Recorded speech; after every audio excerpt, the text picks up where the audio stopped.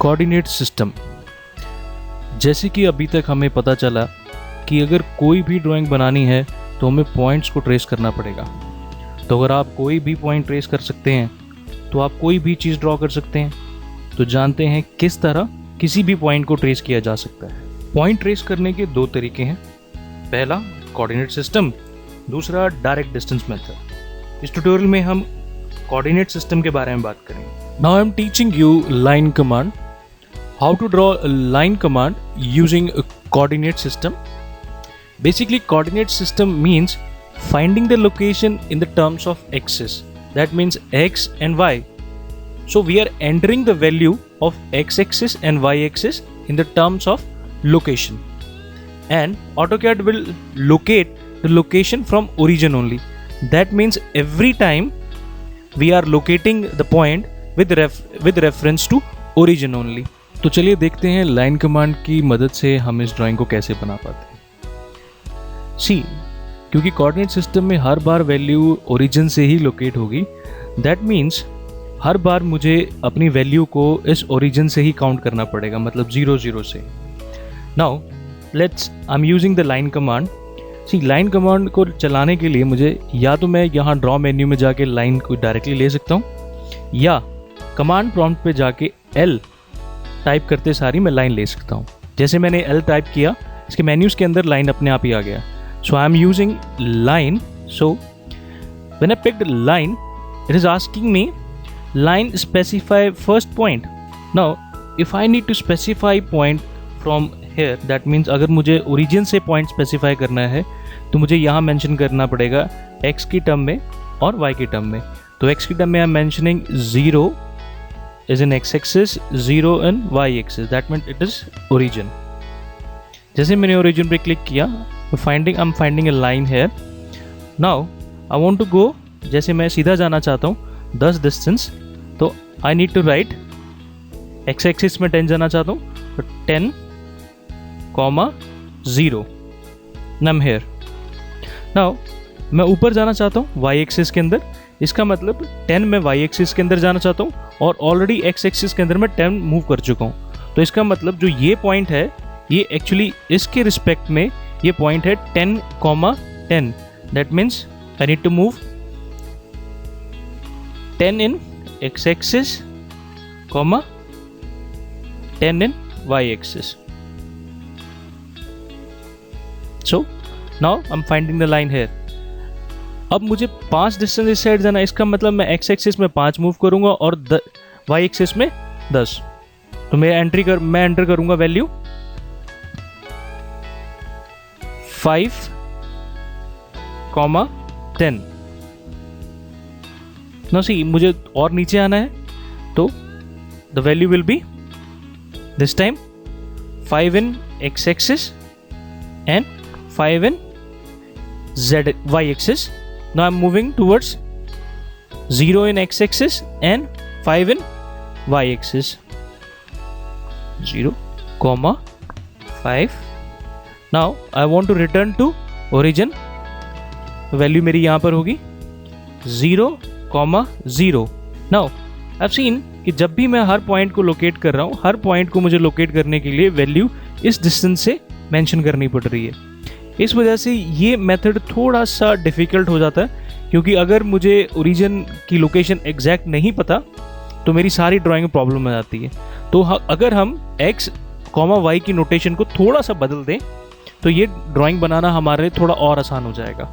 जैसे कि जब हम नोटेशन x, y डाल रहे हैं, वहाँ x, y ना डाल के @x, y डाल दें। अगर हम @x, y डाल देंगे तो वो हर पॉइंट को ओरिजिन मान के चलेगा, मतलब previous point will become origin. चलिए दूसरी एक्सरसाइज में हम ये पता करते हैं कि किस तरह से अगर मुझे ये ड्राइंग बनानी है तो मैं इसको कैसे करूँगा। Now let's see in this example, अगर मैं अपनी नोटेशन x, y की जगह @x, y लिखता हूँ तो मेरे को ये ड्राइंग बनाने में ज़्यादा आसानी होगी। सपोज इस समय मुझे ओरिजिन की ज़रूरत नहीं है, कि क्योंकि अगर मैं अगर मैं लाइन कमांड स्टार्ट कर रहा हूँ, it's asking me specify me the first point. अगर मैं कोई भी पॉइंट यहाँ सपोज मैंने पॉइंट यहाँ पे स्पेसिफाई कर दिया, तो अगर मैं एट द रेट लगाऊंगा तो ये अपनी प्रीवियस पॉइंट को ही ओरिजिन मान लेगा। तो इसका मतलब अगर मुझे ये ड्राइंग बनानी है तो इसका मतलब 10,0 लिखने की बजाय अगर मैं एट द रेट 10,0 लिखूंगा तो ये मुझे यहाँ पहुँचा देगा। नाउ मुझे यहाँ से यहाँ मूव करना है, इसका मतलब 2 डिस्टेंस ये यहाँ जा चुका है, 2 डिस्टेंस यहाँ जा चुका है। इसका मतलब x में 2 मूव कर चुका है और y में 2 मूव कर चुका है।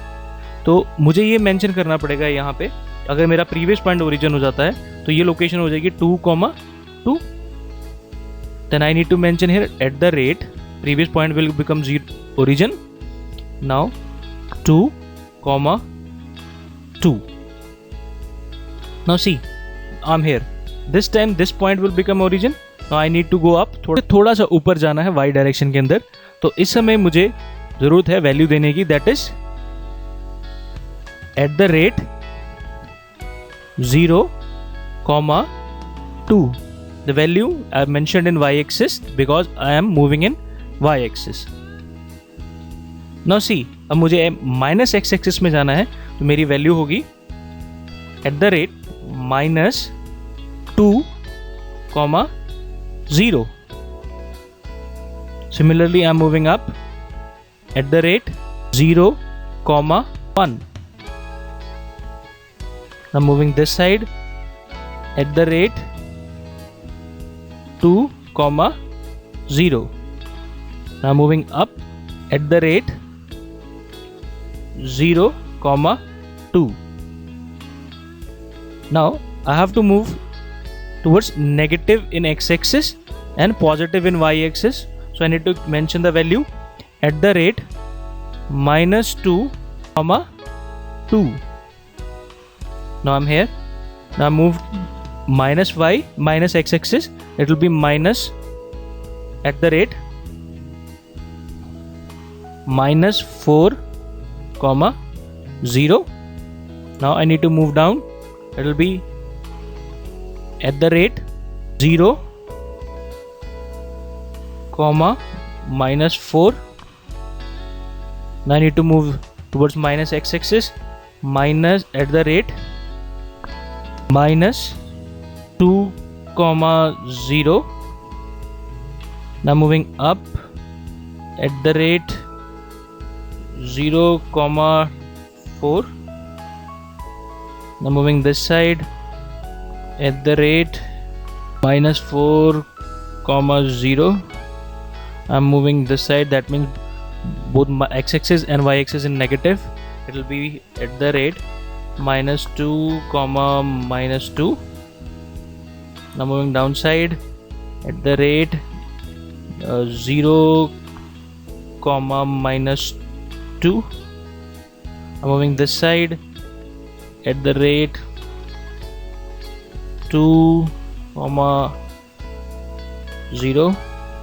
Moving downside at the rate 0, -1. Moving this side at the rate -2,0. Downside at the rate